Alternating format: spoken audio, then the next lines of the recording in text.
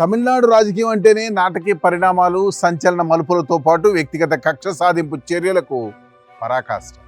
తాజాగా మరోసారి చెన్నై నగరం ఒక్కసారిగా ఉలిక్కిపడింది. అసెంబ్లీ ప్రతిపక్ష నాయకుడు డిఎంకే కీలక నేత ఉదయనిధి స్టాలిన్ను ఆయన స్వగృహంలోనే పోలీసులు అరెస్ట్ చేశారు. ప్రముఖ సినీ నటి త్రిషాను ఉద్దేశించి ఓ బహిరంగ సభలో చేసిన అసభ్యకర వ్యాఖ్యల వివాదంలో టీవీకే అధినేత ముఖ్యమంత్రి విజయ్ పార్టీ వర్గాలు ఇచ్చిన ఫిర్యాదుతో ఈ అరెస్ట్ జరిగింది. అయితే ఈ అరెస్ట్ వెనుక కేవలం ఆ ఒక్క కామెంట్ మాత్రమే ఉందా, లేక దశాబ్దాలుగా నడుస్తున్న తమిళనాడు కక్ష సాధింపు రాజకీయాల చరిత్ర కొనసాగుతుందా? ఓసారి ఇన్ డీటెయిల్గా స్టోరీ చూద్దాం. వీడియో అయితే ఎక్కడ స్కిప్ అవ్వకుండా చూడండి. అసలు ఇప్పుడు స్టాలిన్ అరెస్ట్ వివాదానికి ప్రధాన కేంద్రం తంజావూరులో జరిగిన రైతుల నిరసన సభ.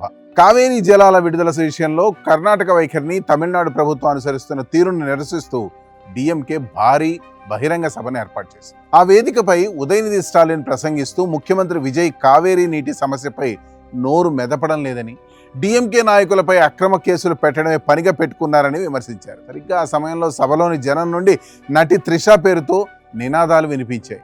ఉదయనిధి వెంటనే చిరునవ్వు చిందిస్తూ నీళ్లు ఎక్కడికి చేరినా చేరకపోయినా అక్కడికైతే చేరాలి అని రెండర్థాలు వచ్చేలా వ్యంగ్యంగా వ్యాఖ్యలు చేశారు. ఈ కామెంట్స్ నెట్లో వైరల్ అవడంతో ఒక్కసారిగా ఆగ్రహ జ్వాలలు ఎగసిపడ్డాయి.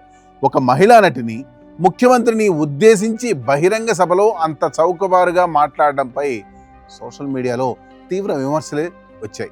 విజయ్ నేతృత్వంలోని తమిళగ వెట్రి కజగం పార్టీ మహిళా విభాగం పోలీసులకు జాతీయ మహిళా కమిషన్కు అధికారికంగా ఫిర్యాదు చేసింది.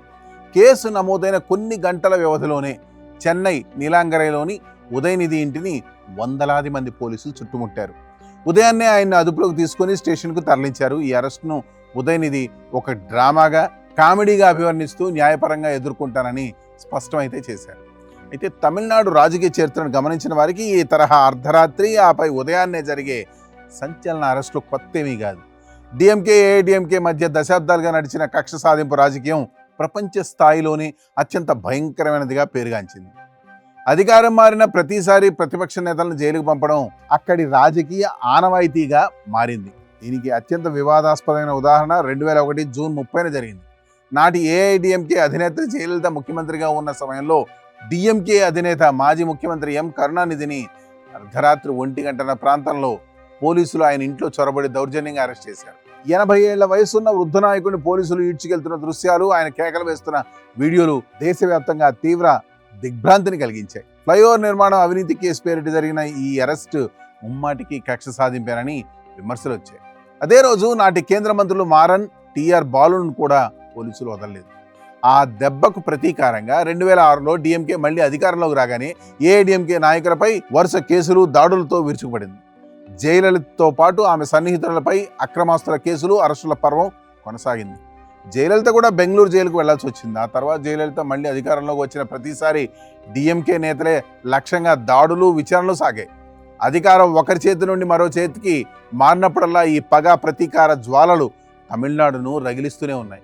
ఇప్పుడు తమిళనాడు రాజకీయంలో సరికొత్త పాత్రధారులు ప్రవేశించారు. ఒకవైపు డిఎంకే వారసత్వంగా ఉదయనిధి స్టాలిన్, మరోవైపు కొత్తగా రాజకీయాల్లోకి వచ్చి అధికార పీఠాన్ని అత్యంత తక్కువ సమయంలో దక్కించుకున్న ముఖ్యమంత్రి విజయ్. కానీ రాజకీయ వేదికలు, ముఖాలు మారిన ఆ పాతకాలం నాటి కక్ష సాధింపు ధోరణి మాత్రం మారలేదని ఈ అరెస్ట్ నిరూపిస్తోంది. ఒక మాట వివాదాస్పదమైతే దాన్ని రాజ్యాంగబద్ధంగా ఎదుర్కోవడం పక్కన పెట్టి సూర్యోదయానికి ముందే పోలీసులతో ఇళ్లను ముట్టడించి అరెస్ట్ చేయించే సంస్కృతి మళ్లీ పునరావృతమైంది. ప్రస్తుతం తమిళనాడు వ్యాప్తంగా డిఎంకే కార్యకర్తలు రోడ్లపైకి వచ్చి తీవ్ర నిరసనలు అయితే తెలుపుతున్నారు.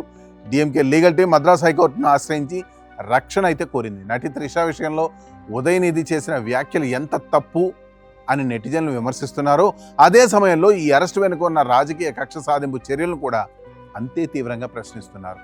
రాబోయే రోజుల్లో ఈ వ్యవహారం కోర్టుల్లో ఎలాంటి మలుపులు తిరుగుతుందో, తమిళ రాజకీయాలను ఏ దిశగా నడిపిస్తుందో వేచి చూడాల్సిందే.